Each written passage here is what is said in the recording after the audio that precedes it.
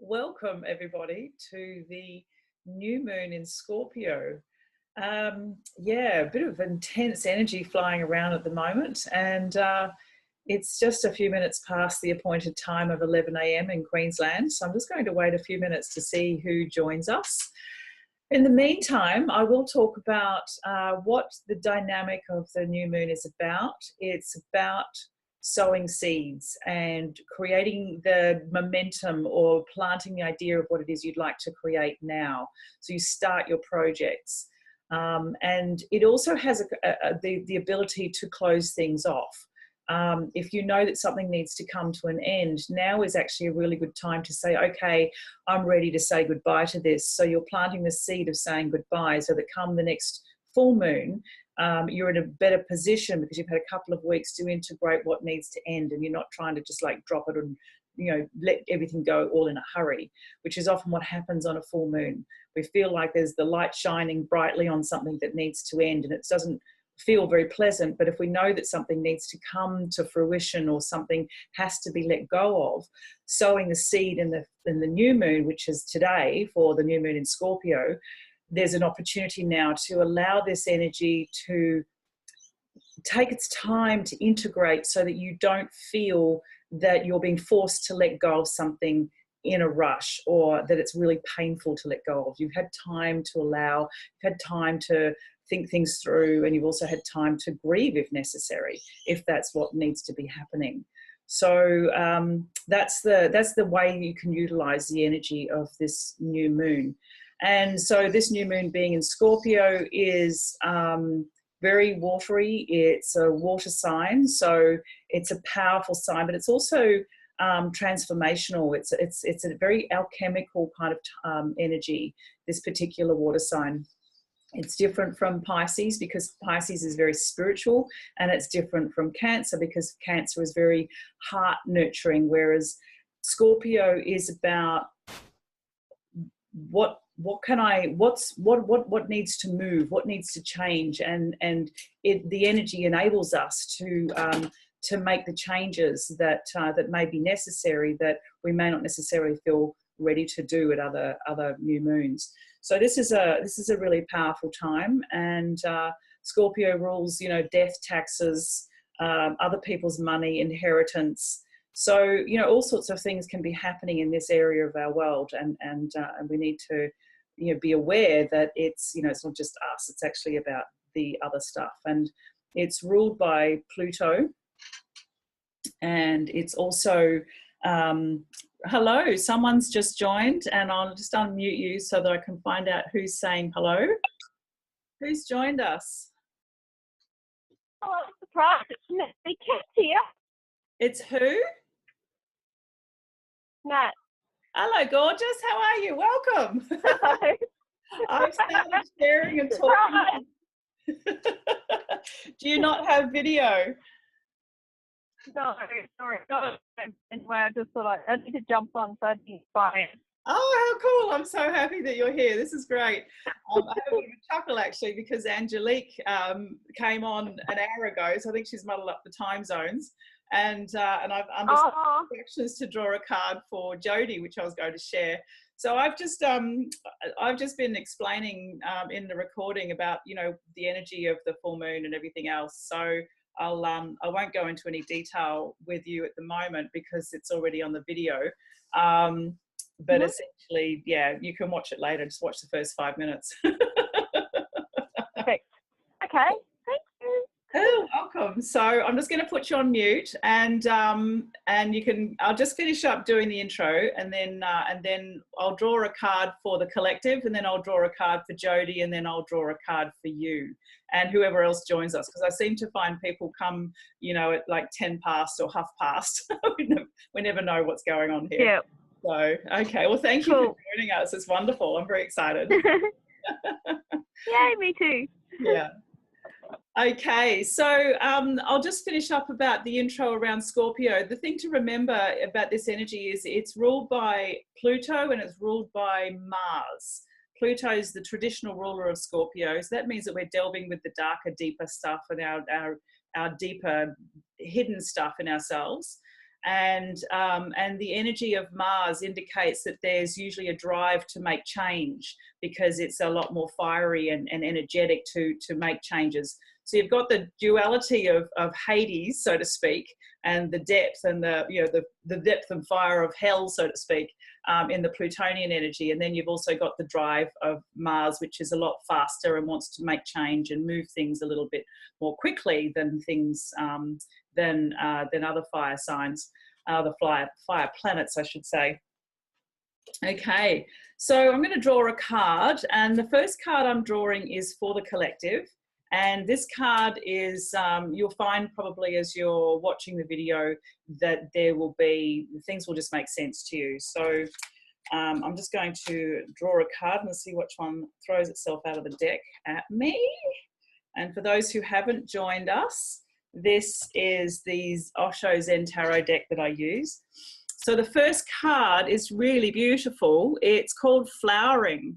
And this card identifies that we are in a place of allowing a blossoming to take place. So it's a really beautiful card, but it's also, if we're talking about self-empowerment and the energy related to where we don't empower ourselves, what part of us is stopping ourselves from being fully who we are in our natural, I say feminine energy, but it's not just about the feminine. It's about that softer feeling side of self. So if there's any men watching this video, this isn't about, you know, why aren't you feeling your feminine side? It's actually what part of your feelings are you hiding? What part of that side of you that feels delicate and sensitive that you don't feel safe enough to express? And the flowering card really is quite beautiful. It just indicates that there's this flow of creativity that we are allowed to have when we allow both aspects of us to actually be present, especially when we are willing to accept that we have feelings and that we wish to express them. And that is usually our more creative side, because our masculine linear side is not necessarily as creative as our feeling side. And so this is a beautiful card to recognize where are we not necessarily truly allowing this part of ourselves to be present, our feeling side, to let this show up. And so this card's quite gorgeous for everybody. So I think in this case, it's going to be a case of just looking at the card here. It's ironic because there's a full moon behind this woman's head, and but that's the beauty of it. It's about the moon energy. It's not whether it's full or whether it's actually in the new moon energy. It's just the fact that this is the power of the energy of the moon that we need to be aware of as well. And so when the moon goes through its phases, we change our feelings. We have different sensations come through, and you know, since we are water, 70% plus water, we also have and the moon has a gravitational pull on the water of the planet. It has a pull on us too, and it can't be dismissed. So this is allowing our feelings to be recognized, and recognize where we are not allowing our feelings to be present and allow them to show up. So I think this is a pretty cool card for the collective. Okay, I think I mentioned it a moment ago that I have someone who's been a regular, staunch regular on my calls here for these recordings, and she is unable to attend today and join us because she double booked. So I won't give her a hard time for doing that, but sometimes things happen, and she needed to be somewhere else today. So she's asked me to draw her a card. So this is for Jody. And this card here is beautiful. Okay, so Jody's card is called Patience. And ironically enough, there's the moon again in this beautiful image, but it's also going through all its different phases, as you can see, where it goes from being a new moon right across over into the full moon, and then back into the new moon phase again. And the pregnant woman who's in this card is being asked to wait. So Jody, just for you, where are you not allowing patience to be in your life? Where are you pushing ahead too fast or too hard and wanting too many things to happen in the way you think they should happen? In actual fact, if you allowed patience to happen and let things just rest, they'll actually take their time to come to their natural fruition, their natural through the natural gestation process. So if you're pushing against your patience and not allowing, then whatever it is that you want to create or whatever it is that you're looking to have happen is probably going to be premature. It's not going to be quite what you want. And therefore, you're actually going to not enable it to be what it really should be. And by pushing too hard, yeah, it's just it's a dangerous thing to do. So think about what it is that you have going on at the moment that actually needs to be put aside and allowed to brew in its own juices, so to speak, and stew in its own juices so that it can come to the perfect culmination of what it is that it needs to be. Okay, that's what I'm getting for you here. So this one is for Jody. And so now we also have Natalie on the call, and she's on her phone, so she's listening diligently.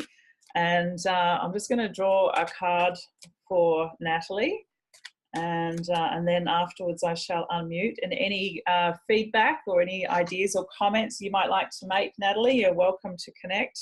Let me just draw you a card first. Okie dokie. I think you're going to like this one.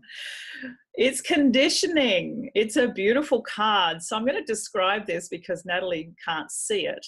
But this is an image of a lion that's completely surrounded by sheep. And it also has a sheep's, it has a sheep strapped to its back. And what this is saying in this particular card is that fundamentally you're a lion surrounded by all these people and all these sheeple who are fully conditioned into thinking that they're, thinking in a particular way. And where are you not allowing your individuality and your personal power to shine through because you're unwittingly falling in with the conditioning of those around you?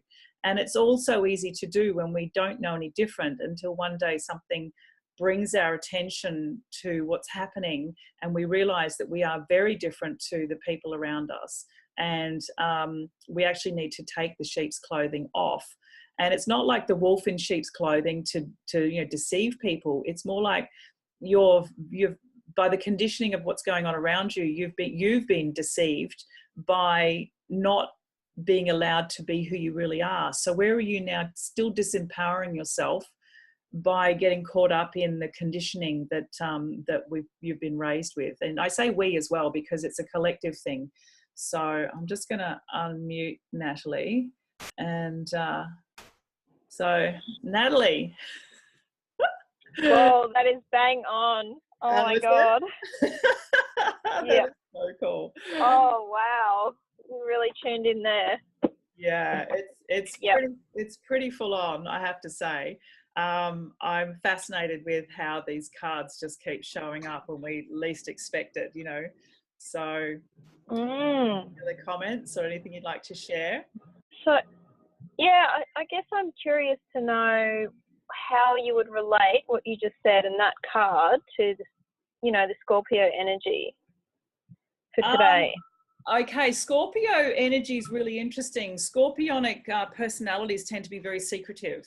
So, you actually don't know what they're thinking. And with the Scorpio energy, it's almost like they hide behind the collective in a sense so that they don't have to be seen unless they want to be. And that's usually in an environment where they can either shine naturally and be seen as, the life of the party, or, but they're naturally very reserved. So this Scorpio energy is kind of like got a dual energy to it. So in terms of the card itself, you've got two personalities happening here. You've got the personality of the self, which is the lion energy, but then you've got the collective personality, which is the sheeple energy.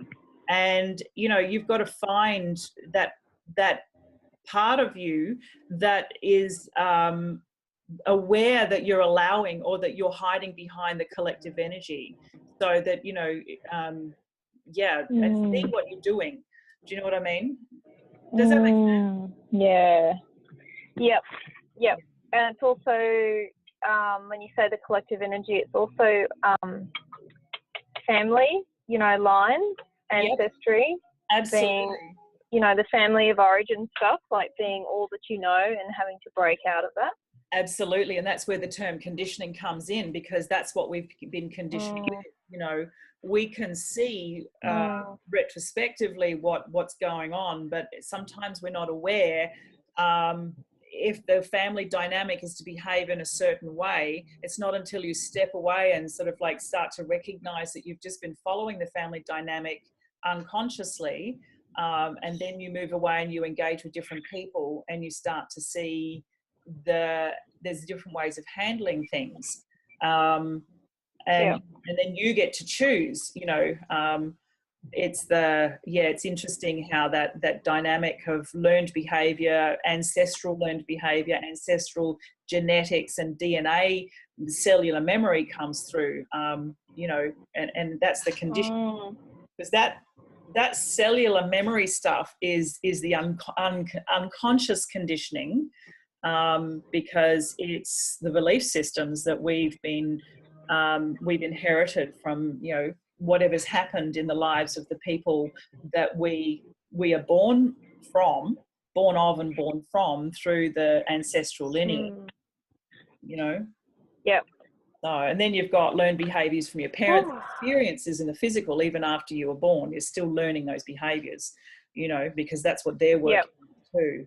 And especially as children, you know, if they're being parents for the first time as kids, you know, they're learning hands-on the hard way, and you're dealing with that experience of them being challenged by being in that parental environment that's very challenging for them, you know. So that's not handed down in terms of, you know, the DNA cellular memory stuff. It's handed down by direct experience, that your parents, if they're challenged by something, you're experiencing what those challenges are by their behavior and by you learning to watch how they're coping.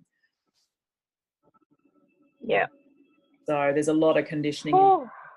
So pretty big. That's pretty big. That's huge. So, wow, thank you. That brought some things into focus that were there but weren't in, you know, like centre stage. So that's good. Absolutely. Thank you. Absolutely. Oh, my pleasure. I'm so glad that you could join the call. It's exciting. So just to recap for everybody, there's 3 cards. There was the collective card of the flowering, which is, you know, where are you not allowing, from my perspective and how I'm reading the card, where are you not allowing your feelings and your feminine flow, you know, man or woman, to be, you know, present. And the other card, which I seem to have put down and misplaced, I think I shoved it back in the deck. And it's called Patience, and it's the beautiful image of the woman and the moons, the phases of the moons, and the gestation process, which is very, very powerful in and of itself. So allowing that to come through, you know, is really important. It's you know, allowing things to brew, taking your time, and also recognizing that there's a necessity to not rush things. And so where are you trying to rush something, and by doing so probably taking away the potency of the allowing of the creation, the slow creation that needs to happen in a gestation process. So, and then of course the final card is the conditioning. And so the perfect recognition of understanding where we allowing our conditioning to actually be overriding who we are and not allowing our true selves to be present. It's very easy to do in this day and age with the technology that's really powerful. And, you know, what's happening in this energy of Scorpio is, you know, as I was mentioning to Natalie, it's a dynamic where Scorpio can be very secretive and not necessarily express how they feel about a few things because they're feeling uncomfortable. And so it's easier to go with the status quo and not rock the boat. And this is where we can unwittingly disempower ourselves by going with the flow and not speaking up or finding our inner courage, which is what is represented by the lion in this particular card. So it's quite beautiful, and yeah, this is a pretty potent little reading for this new moon. So thank you very much to everybody who's joined us. And I just muted you earlier a moment ago, Natalie, because there was some background sound. So do you have anything you'd like to share? No, just thank you so much. This has been really cool. I hope to come again. Yeah, thank you for joining us. I really have loved having you here. So it's been a cute little group. It hasn't been as busy as it has been in the past, but that's all perfect. And I love that this is even just like moving and shaking the way it is.